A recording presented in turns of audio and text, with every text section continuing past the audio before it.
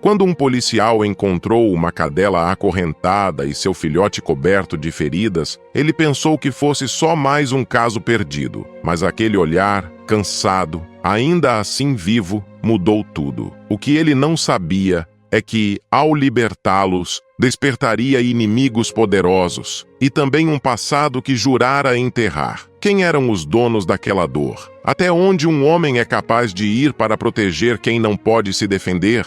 O calor da tarde parecia derreter o asfalto da zona industrial. O sargento Marcos Duarte, há 17 anos na Polícia Militar, dirigia sozinho pela rua deserta de um bairro esquecido da cidade. Fazia a ronda por rotina, ou talvez por necessidade de se manter ocupado depois de mais um plantão sem dormir. Quando o rádio da viatura chiou, ele desligou. O silêncio era a melhor companhia. Foi então que ouviu um som abafado, um gemido rouco, quase humano, freou. Desceu do carro, a mão instintivamente próxima ao coldre, e seguiu o som até um terreno baldio, cercado por tábuas e entulho. Atrás de um container enferrujado, encontrou um pitbull fêmea, presa por uma corrente curta a um cano de ferro. O chão ao redor era lama seca e sangue. A cadela arfava, com o corpo coberto de feridas e marcas de queimadura. Ao lado dela, um filhote, sujo e magro, tentava mamar em uma mãe que já não tinha forças nem para se mover. Marcos sentiu algo apertar o peito, uma lembrança distante. O rosto de Luna, sua antiga parceira da divisão K9, o único ser vivo com quem ele conseguira confiar de verdade. Aquela lembrança o atingiu como uma bala. Ajoelhou-se, sem saber exatamente por quê. O pitbull o olhou, não com ódio nem com medo, mas com algo mais difícil de suportar: resignação. Havia vida ali, escondida sob a dor. "Calma, garota. Já passou, tá?", murmurou ele, mais para si do que para ela. Tirou o canivete do bolso e tentou cortar o cadeado, mas o ferro estava gasto e firme. Procurou algo para quebrá-lo, um pedaço de vergalhão, uma pedra, e conseguiu soltar um dos elos, apenas o suficiente para que ela se deitasse com menos tensão no pescoço. Deu alguns goles de água da garrafa da viatura. A cadela lambeu o líquido devagar, como quem reaprende o que é confiança. O filhote, trêmulo, arriscou alguns passos até o pé de Marcos e se encolheu junto à bota dele. O policial olhou em volta. Lixo, silêncio, abandono. Ninguém mais viria. "Tá bom, então, agora sou eu quem cuida de vocês." O sol começava a cair, projetando sombras longas sobre o terreno. Marcos ficou ali por um instante, sem saber se o que sentia era raiva, pena ou algo mais antigo. Aquela vontade esquecida de fazer diferença, mesmo que ninguém visse. A respiração da cadela era curta. O filhote tremia. Ele sabia o que precisava fazer e o que o regulamento diria para não fazer. O primeiro impulso de Marcos foi ligar para a central e acionar resgate veterinário. O segundo foi não ligar. Conhecia o protocolo, conhecia o tempo de resposta, conhecia o buraco por onde casos como aquele caíam até desaparecer, entre a burocracia e o cansaço de quem já viu de tudo. Desligou o rádio mais uma vez. Ficou ajoelhado, ouvindo a respiração curta da cadela, medindo com os olhos cada ferida. O filhote tentava morder a própria sombra, tonto de fome. O peso nas costas não vinha só do colete. Vinha de anos que ele fingia não lembrar. Antes da ronda em bairros esquecidos, Marcos havia servido na K9. Foi lá que conheceu Luna, uma pastor belga com quem patrulhou por 4 anos. Eles se entendiam num olhar. Nas operações, Luna adiantava os passos, e Marcos aprendia a respirar como ela, confiante, atento, inteiro. A dupla se tornou referência, até a noite em que uma denúncia de cativeiro de drogas virou emboscada. O corredor sem saída, o estampido seco, a fumaça. Marcos correu primeiro. A porta explodiu depois. Quando ele voltou, Luna já não estava de pé. Os meses seguintes foram um deserto sem mapa. O psicólogo da corporação disse que o luto viria em ondas. Veio como maré alta e nunca baixou totalmente. Ele pediu transferência, Saiu da K9 e prometeu a si mesmo que manteria a cabeça baixa, o coração protegido, a farda limpa, sem vínculos, sem a chance de perder de novo. Agora, diante daquela cadela acorrentada, a promessa rachava. Havia algo no jeito como ela baixava as orelhas, não em rendição, mas em cálculo. Medir se aquele humano era outro perigo ou uma saída. No couro do colar, Marcos encontrou um número queimado a ferro, C39, uma marca seca de inventário, dessas que transformam vida em peça. Perto do cano, um saco de ração rasgado, uma seringa vazia, pedaços de fita preta. Os elementos desenhavam um cenário conhecido, treino de rinha.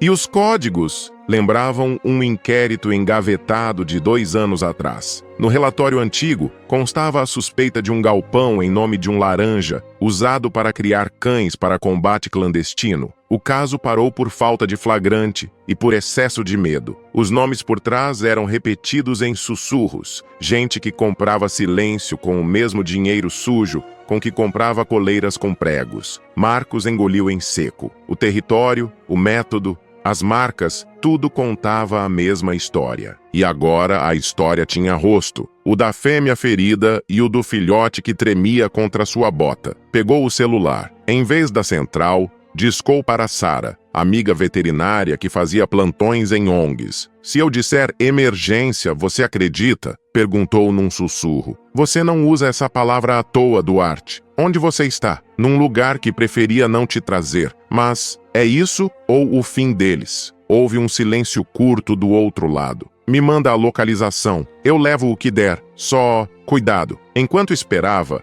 Marcos lembrou o dia em que precisou entrar no alojamento da K9 para esvaziar o armário de Luna. Esvaziar é modo de dizer. Ele levou o que podia e deixou o que não suportava tocar. A coleira ficou lá, pendurada num prego, como um ponto fixo num mundo que desabava. A mesma dor reapareceu agora, mas com uma diferença microscópica. Tinha tarefa, tinha coisa para fazer. A cadela tentou se levantar e cambaleou. O filhote choramingou e Marcos percebeu que a corrente, mesmo afrouxada, roçava a ferida viva. Procurou com os olhos o que poderia servir de tala, improvisou com um retalho de madeira e a própria faixa elástica do kit tático. Reduziu a fricção, limou uma aresta do elo com o vergalhão e suor. Só mais um pouco, guerreira, disse sem pensar no apelido. E se envergonhou de ouvir na própria voz o mesmo timbre que usava com Luna, anos antes. Um ruído de motor ecoou no fim da rua. Reflexo, mão no coldre, corpo em meia-lua cobrindo os cães. Um carro velho passou devagar, espiou, seguiu. O estômago de Marcos avisou que aquilo não era acaso. Quem acorrenta, volta. Quem lucra com dor, vigia de perto. Ele fechou o portão improvisado do terreno com um pedaço de compensado,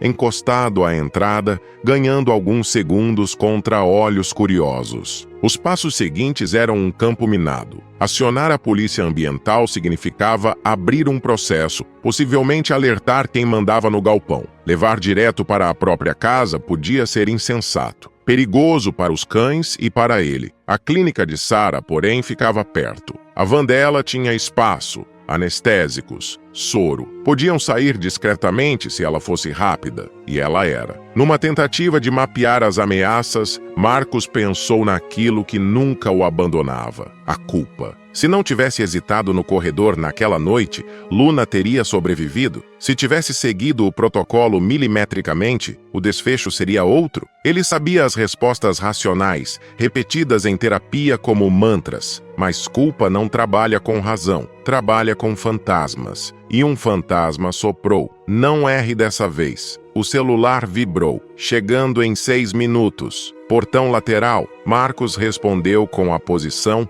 e voltou ao presente como quem rompe a superfície para respirar. A fêmea encostou o focinho na sua canela, um toque rápido, quase um pedido de licença. Ele recuou 1 centímetro, então estendeu a mão aberta, baixa, para que ela decidisse. O nariz quente encostou e os olhos dela piscaram devagar. Um pacto mínimo foi selado ali. Você tenta, eu tento. O motor da van de Sara apareceu como um alívio e um novo perigo. Ela saltou com uma caixa de transporte, toalhas, uma maleta. Você não exagerou, disse, avaliando num golpe de vista. Isso aqui é crime em série. Eu sei, respondeu Marcos. E acho que não estamos sós. Sara levantou os olhos. 2 faróis, ao fundo, desligaram no meio da rua. Um cigarro acendeu no escuro. A tensão subiu como se o tempo se estreitasse. Primeiro estabilizar, ela sussurrou. Depois discutimos monstros. Marcos concordou, voltando à cadela. O filhote, confiante, de repente, subiu no colo dele sem cerimônia, como se tivesse esperado a vida toda por aquele colo. Marcos não sorriu, mas o rosto afrouxou. Puxou a corrente até o limite, criou espaço para Sara envolver o pescoço ferido com gaze e soro. Vai doer um pouco, avisou, mas passa. Do lado de fora, o cigarro brilhou outra vez e os faróis piscarem por um segundo confirmaram o que Marcos temia. Estavam marcados. Ele respirou fundo, fixou o olhar na fêmea e, sem prometer nada em voz alta, prometeu tudo em silêncio. Então, como quem termina um mergulho longo e recolhe o corpo para o próximo, voltou inteiro ao momento presente. Mãos firmes, atenção dividida, coração exposto, pronto para tirar aqueles 2 dali, custasse o que custasse. O resto da noite passou em fragmentos. O barulho distante de motores, o som metálico da chuva fina no telhado, o peso de uma vigília que não terminava. Sara levou os cães à clínica e Marcos a seguiu até vê-los em segurança. Quando retornou para casa, o céu já clareava e a cidade parecia respirar outro ar, o tipo de silêncio que antecede a notícia ruim. Não dormiu. Ficou horas no sofá, observando o uniforme sujo no encosto da cadeira, o cheiro de sangue seco lembrando-o de que aquilo ainda não tinha acabado. Na manhã seguinte, decidiu fazer o que sabia ser correto, ou pelo menos o que o regulamento mandava. Na delegacia do 18º Batalhão, o ar-condicionado quebrado deixava o ambiente sufocante. O delegado-chefe, Tenente Nogueira, o recebeu com expressão cansada, a caneca de café apoiada sobre um monte de papéis. Marcos relatou tudo: o galpão, as marcas de queimadura, a cadela, o filhote, as luzes espiando na rua. Mostrou as fotos que tirara no celular, as evidências. A marca C39. Falou o nome que aparecia nos relatórios antigos: Camacho. Nogueira o ouviu até o fim, sem interromper. Depois, soltou um suspiro demorado. Duarte, você sabe como funciona. Sem flagrante, sem mandado, sem prova. E o Camacho, ele tem gente grande por trás. Marcos esperava a resposta, mas ouvir em voz alta ainda o feriu. Então é isso? A gente fecha os olhos e espera o próximo cachorro morrer? Não se trata de fechar os olhos. Se trata de não perder a cabeça. Você quer virar manchete por desobedecer protocolo? Silêncio. Marcos sentia o coração bater nas têmporas. O mesmo sistema que dizia proteger agora pedia que fingisse não ter visto. A mão dele tremia levemente sobre o balcão e Nogueira percebeu. Duarte, eu sei que você tem um histórico com cães. Ouvi falar da Luna, mas não deixa o passado mandar em você, tá? Isso aqui é só mais um caso. Essas últimas palavras doeram mais do que qualquer reprimenda. Só mais um caso. Não era. Não podia ser. Marcos se levantou, recolheu o celular e saiu antes que dissesse algo de que se arrependesse. Na calçada, o sol já queimava o concreto. Respirou fundo e a decisão veio sem esforço racional. Se o sistema não faria nada, ele faria. Naquela noite, desobedeceu a primeira regra. Voltou ao terreno. As correntes que deixara lá tinham desaparecido. Sinal claro de que alguém voltara para limpar os rastros. O galpão estava mais vazio, mas havia marcas recentes de pneus na terra e bitucas novas, as mesmas que vira acesas na véspera. Pegou o celular e mandou mensagem para Sara. Preciso manter os cães comigo por alguns dias. É o único jeito, ela respondeu em segundos. Tem certeza? Isso é perigoso, Marcos. Mais perigoso seria deixá-los sozinhos. Levou os 2 para casa, num sobrado simples em Vila Augusta. Deu-lhes banho no quintal, improvisou uma cama com cobertores antigos e uma caixa de madeira. O filhote, já mais ativo, mordia tudo o que encontrava. A fêmea, que agora ele chamava de Maia, o observava com desconfiança silenciosa. Durante os primeiros dias ela mal comia, dormia encolhida, sempre com o corpo entre o filhote e a porta, como se esperasse o pior. Marcos falava pouco, mas a presença dele começou a se tornar menos ameaçadora. "Eu sei o que é isso, garota", dizia, ao se aproximar devagar com o prato de ração. "Esperar alguém que nunca volta." No segundo dia, ela deixou que ele tocasse o focinho. No terceiro, comeu na frente dele. No quarto, deitou a cabeça perto de sua bota e dormiu. Era um tipo de confiança que ele já não esperava merecer, mas a tranquilidade era frágil. Numa sexta-feira, ao voltar da ronda, viu uma caminhonete preta estacionada do outro lado da rua. 2 homens fumavam encostados no capô. Um deles, alto e de cabelos grisalhos, tinha o tipo de olhar que não precisa de apresentação. Marcos reconheceu o nome antes da voz. "Bonita casa, sargento." O homem se afastou do carro com um sorriso frio. "Eu soube que você ficou com algo que me pertence, Camacho." O dono das correntes, o comerciante de dor. Marcos o encarou sem responder. "Esses cães têm dono", continuou o homem fingindo cortesia. "Eu pago bem para tê-los de volta. Não precisa complicar sua vida por causa de 2 bichos." "Você chama isso de dono?" respondeu Marcos, a voz controlada. "Eu chamo de criminoso." O sorriso de Camacho murchou. Ele deu um passo à frente. "Eu tenho amigos, Duarte. Gente que assina papéis e manda uniformes como o seu fazer o que eu quiser. Pode mandar o recado para eles também", disse o policial firme. "Ninguém mais toca nesses cães." Camacho acendeu outro cigarro, olhando em volta como quem avalia terreno. "Acredita mesmo que vai ganhar isso sozinho? Você é um homem só, Duarte. E eu sou o sistema que você acha que enfrenta." Deu as costas, entrou na caminhonete e partiu devagar. Mas antes de dobrar a esquina, abaixou o vidro e lançou a última faísca. "Você se meteu com a pessoa errada, policial." O barulho do motor se perdeu, mas o aviso ficou. Marcos observou o carro sumir e, por instinto, levou a mão à pistola. Maia, que observava tudo da varanda, rosnou baixo, o pelo do dorso eriçado. "Calma, menina", disse ele, mas a voz soou como se falasse consigo mesmo. O coração batia em ritmo de sirene. Não havia mais retorno. Naquela noite, dormiu no sofá, com a arma carregada sobre a mesa e Maia deitada aos seus pés. Lá fora, o vento arrastava folhas secas e o som distante de um motor lembrava que o perigo ainda estava à espreita. Pela primeira vez em anos, Marcos não rezou por segurança, rezou por coragem. Sabia que o confronto viria e que desta vez não fugiria dele.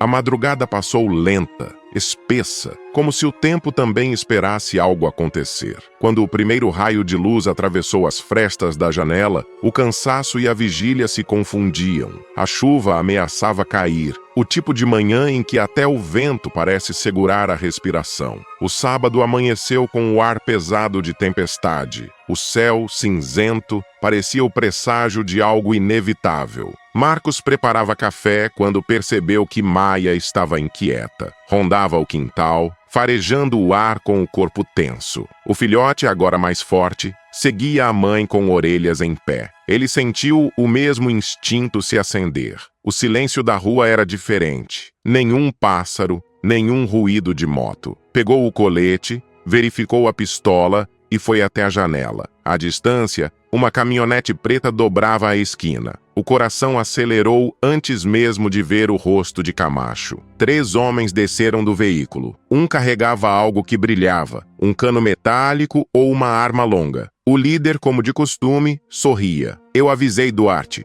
Disse que ia voltar." Marcos saiu pelo portão com a postura de quem tenta evitar o confronto, mas sabe que ele já começou. "Não precisa acabar assim, Camacho." "Ah, precisa sim. Tem gente filmando, sabia? Eu gosto de registrar quando ensino uma lição." 2 passos atrás, um dos capangas já mirava em direção à varanda. Maia latiu, alto, forte, como se anunciasse guerra. O filhote correu para dentro. Marcos ergueu a mão. "Baixa essa arma. Tem criança e vizinhos por perto. Só vejo um cachorro e um idiota com farda suja", respondeu o outro carregando a espingarda. O disparo veio primeiro, cortando o ar e atingindo o muro. Fragmentos de concreto voaram. Marcos se jogou atrás de um pilar e respondeu com 2 tiros de advertência, mirando alto, o som seco ecoando pela rua. Camacho recuou meio passo, mas não desistiu. Você tá acabado, Duarte. Amanhã vai ser manchete. Policial mata cidadão durante confusão. Riu alto. O riso de quem se acha imortal. Foi nesse instante que algo quebrou o equilíbrio. Maia, até então junto ao portão, saltou o muro com um impulso feroz